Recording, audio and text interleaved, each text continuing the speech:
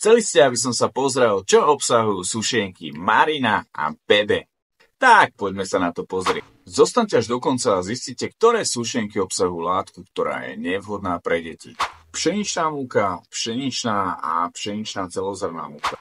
Čo sa týka makronutrientov, tak tie majú dosť podobné. Toto má napríklad 22 gramov cukru a toto 23 gramov cukru na 100 gramov. Palmový tuk je aj tu a tu je aj repkový olej. Na týchto sušenkách sa mi páči, že je tam aj vitamín E, B1, železo a horčík. Kypriace látky, uhličitán sódny a uhličitán amónny je aj tu.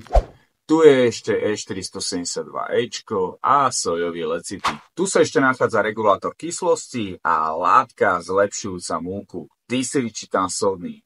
Disiličitán sódny je nevhodný pre deti a je to alergén. Môže spôsobovať astmatické záchvaty, nevoľnosť, bolesti brucha, bolesti hlavy alebo atypický exém.